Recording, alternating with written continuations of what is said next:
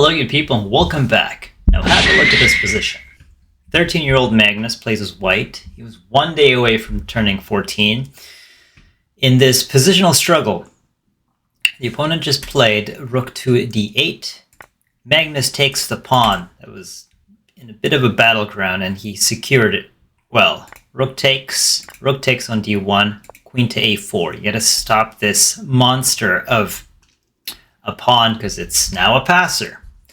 Magnus relocates the bishop to c4, slicing through f7 there, and he sets up a bit of a trap, which the opponent falls for with queen takes on a5.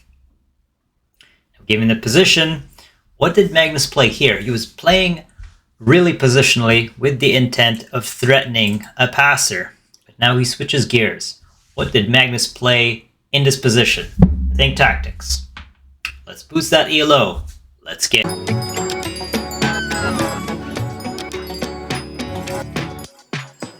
Round 1. Fight! So this game took place in Khanty-Mansiysk, Russia, in the World Cup in 2005. This is 1 day before Magnus's 14th birthday. He plays as white here against Zurab Azmaiparashvili. I don't know if I said that correctly. Hey, I gave it a shot. Zurab is a Georgian grandmaster who at his peak powers got up to 2700. So he was a super grandmaster at some point, and currently he is the president of the European Union, according to Wikipedia. That's how I got it. Oh, before I forget, if you find this content tolerable, you kind of like it, it's helping your chess journey, please leave a like and sub. You have my gratitude. We're going to look at Magnus's positional concepts here at such a young age. Let's get started. Magnus starts with d4, queen's pawn d6 by the opponent, e4, g6. We enter the Pert's defense, knight to c3, Magnus attacks d5 and protects e4. Bishop to g7, the opponent opts for a modern fianchetto style defense, and Magnus goes basically f4, triple pawns, a6. Securing this line, knight to f3, b5. Opening this up, and then threats of dislodging the knight there on c3 if need be. Bishop to d3, knight to d7, bishop to e3, and now c5. So you can see, while Magnus occupies the center squares, these two squares right here, the opponent attacks it from a distance, maintains tension. Magnus takes, releases the tension, and knight takes on c5, and now bishop to c5, d takes c5. And here, you might notice this has been pushed, so there is some weakness here on f2.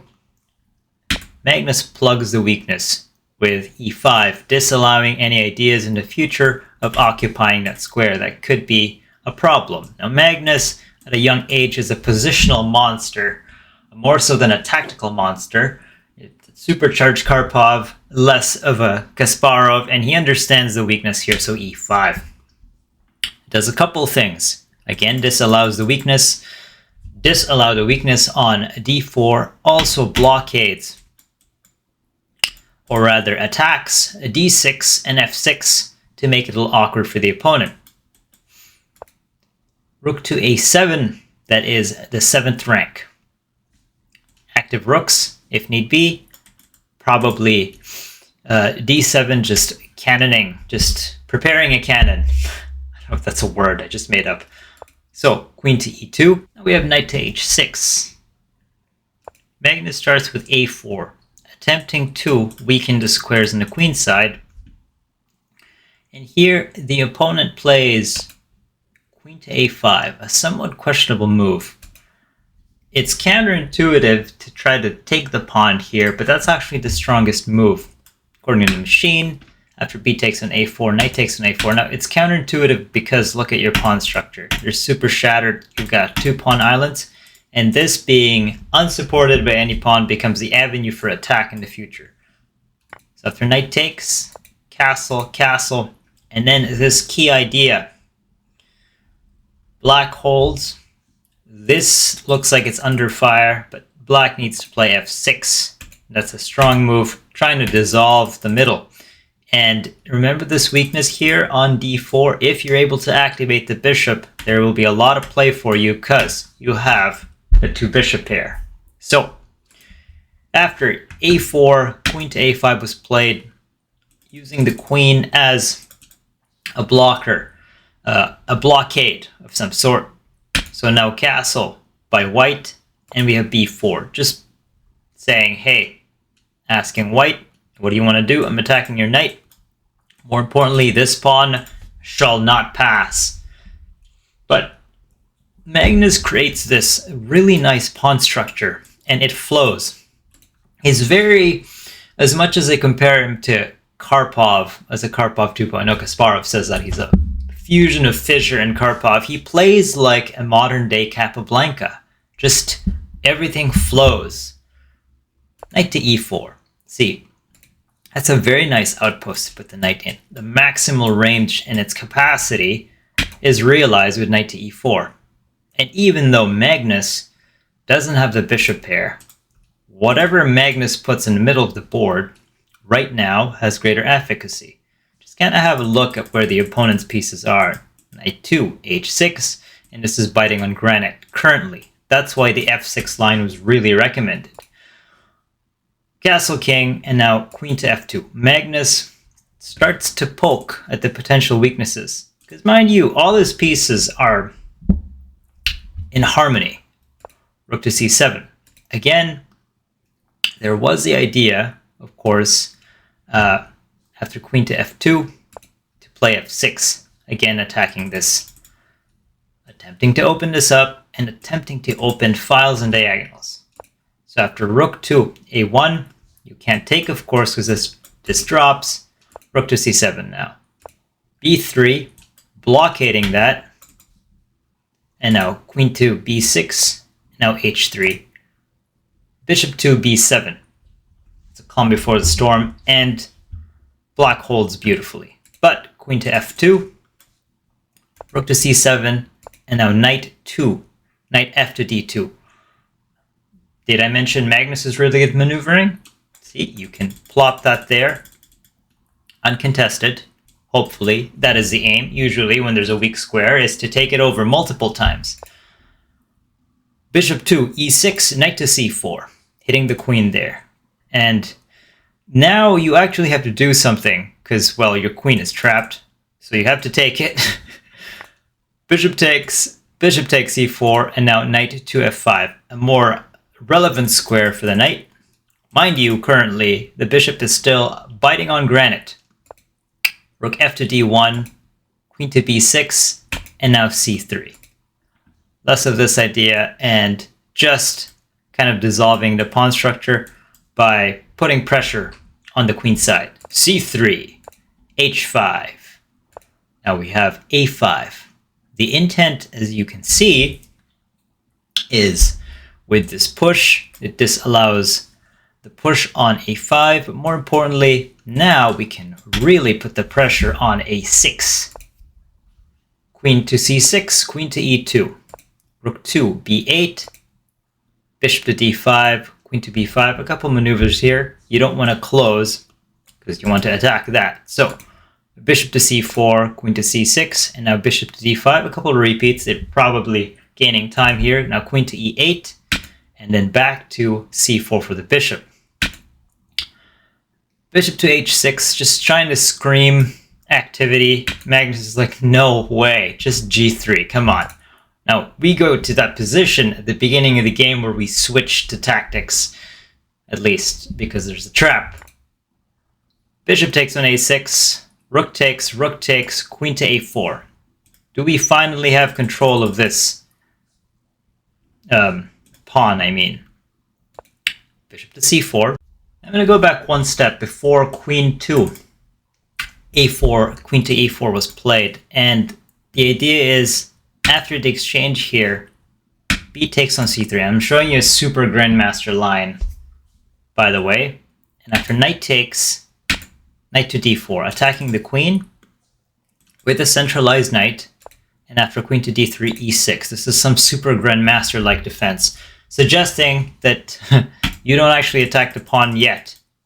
You keep this light square diagonal clean and protect it.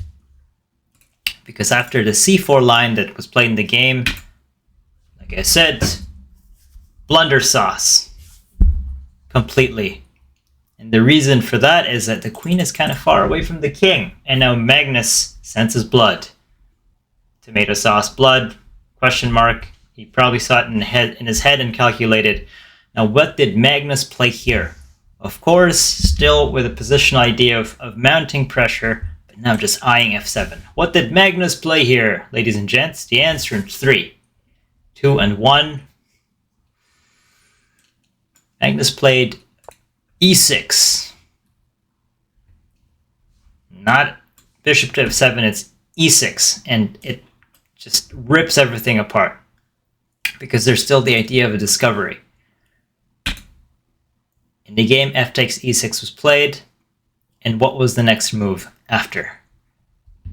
All lines are actually completely in favor of white, and forced, by force, guys. Like Magnus goes tall mode. The answer in 3, 2, and 1. You have weaknesses here. You have an active threat here. You don't take the pawn yet.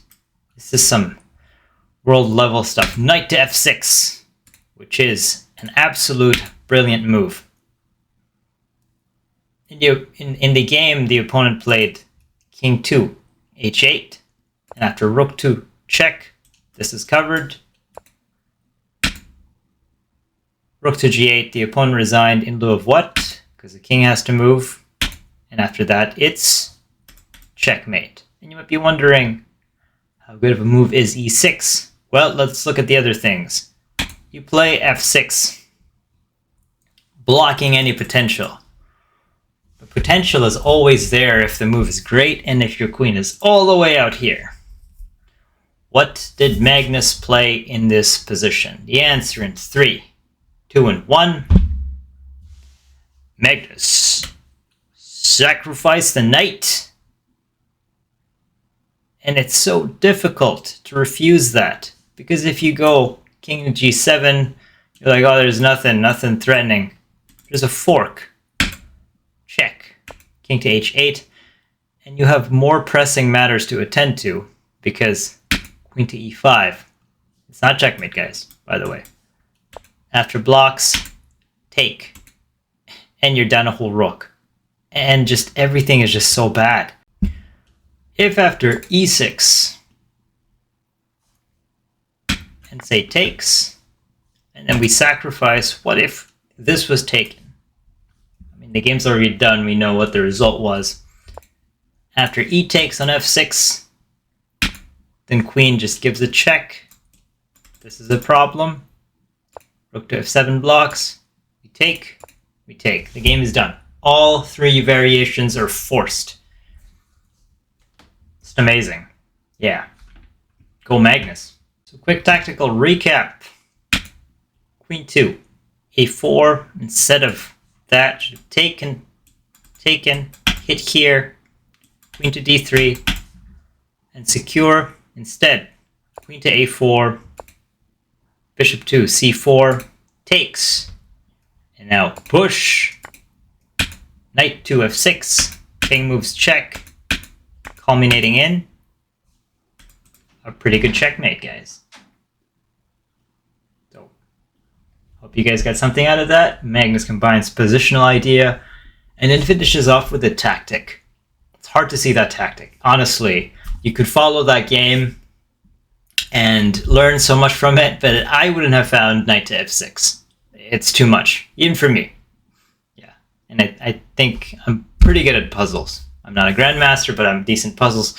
Anyways, I hope you guys got something out of that. I'll see you guys later. Double peace.